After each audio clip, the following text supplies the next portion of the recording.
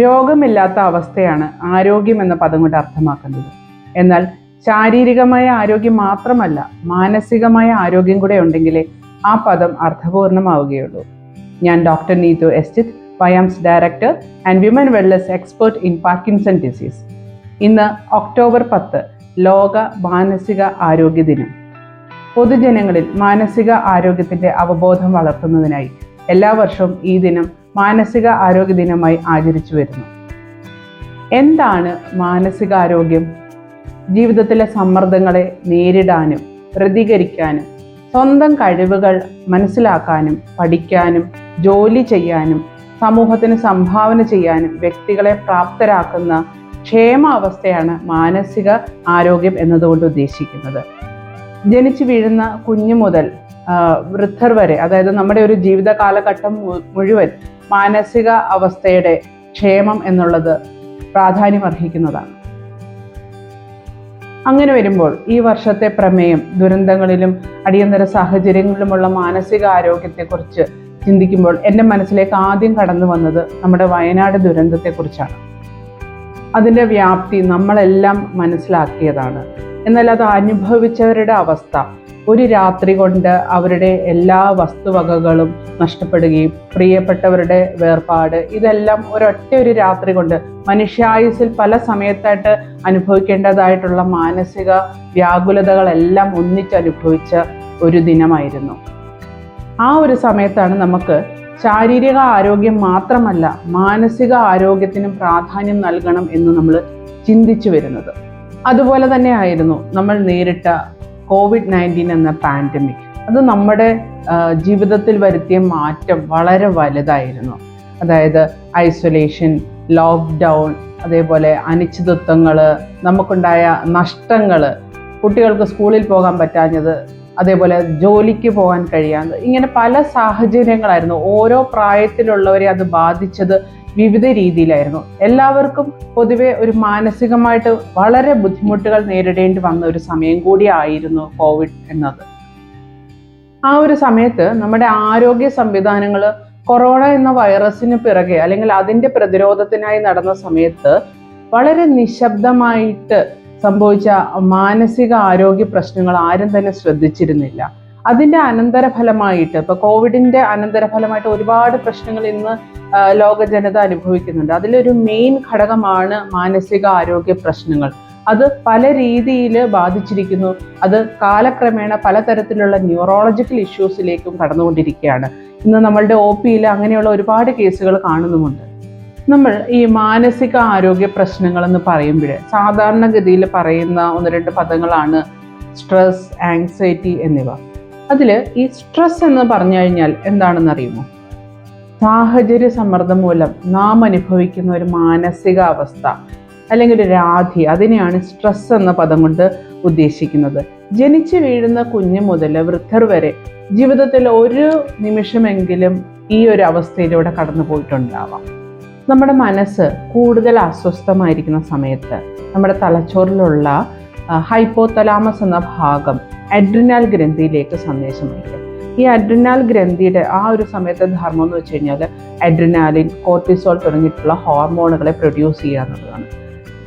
ഇതുപോലെയുള്ള പ്രതികൂല സാഹചര്യങ്ങളെ നേരിടുക എന്നതാണ് ആ ഹോർമോണുകളുടെ ധർമ്മം. പക്ഷേ കാലക്രമേണ ഇത് നീണ്ടു നിന്നാൽ, നമ്മൾ അധികമായാൽ അമൃതും വിഷം എന്നൊക്കെ പറയുന്നത് പോലെ, ഈ കൂടുതലായിട്ട് ഇതിൻ്റെ ഒരു പ്രൊഡക്ഷൻ നടക്കുമ്പോൾ നമുക്ക് കാലക്രമേണ നമ്മുടെ ശാരീരികമായിട്ടും മാനസികമായിട്ടും കുറേ ബുദ്ധിമുട്ടുകൾ ഉണ്ടാവും. അതിൻ്റെ ഫലമായിട്ട് അമിതമായിട്ടുള്ള രക്തസമ്മർദ്ദം, ഹൃദയാഘാതത്തിനുള്ള സാധ്യത, അതേപോലെ ഇപ്പം നമ്മൾ സൂചിപ്പിച്ചിട്ടുള്ള ഡിപ്രഷൻ, ആങ്സൈറ്റി, ഇവയൊക്കെ ഉണ്ടാവാനുള്ള സാഹചര്യം വളരെ കൂടുതലാണ്.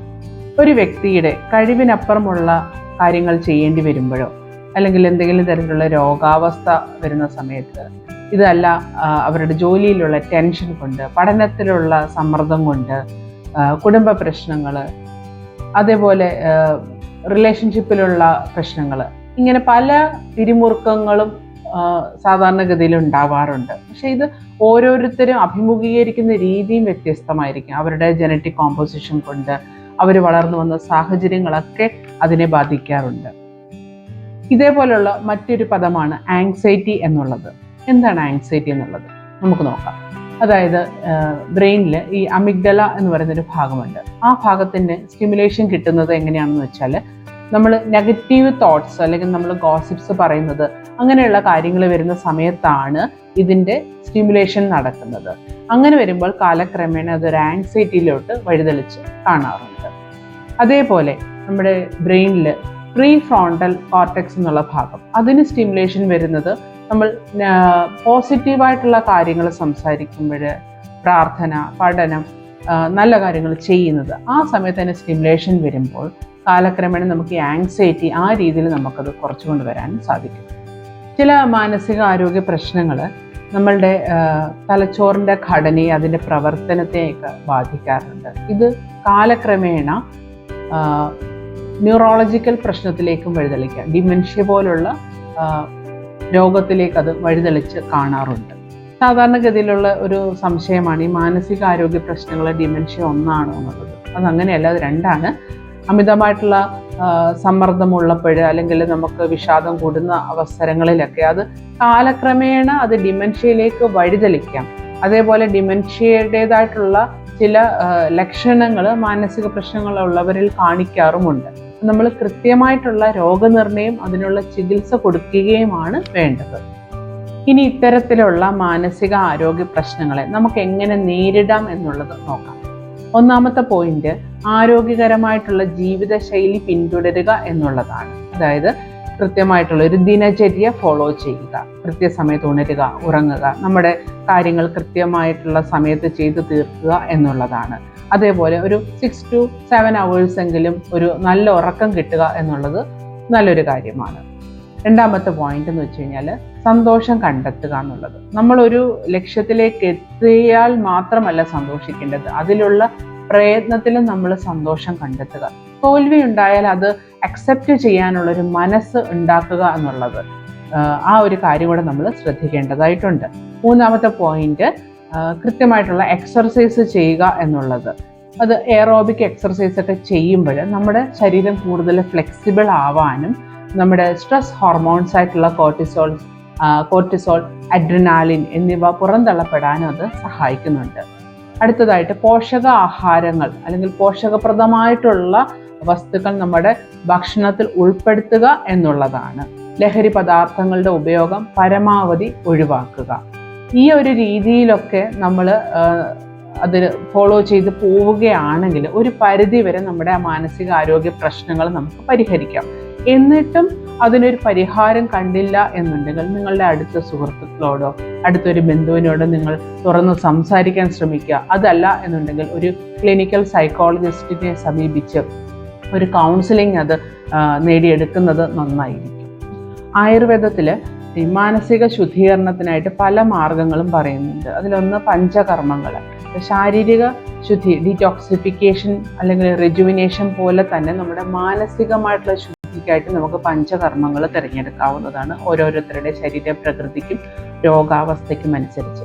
അതേപോലെ യോഗ, പ്രാണായാമം തുടങ്ങിയവയും കൂടെ നമ്മൾ ശീലമാക്കുകയാണെങ്കിൽ ഒരു പരിധിവരെ നമുക്ക് മാനസിക ആരോഗ്യം കൈവരിക്കാവുന്നതാണ്. So, mental health is not a side issue, it's central. Sarve Sandhu Niramaya. Let all be healthy. Thank you.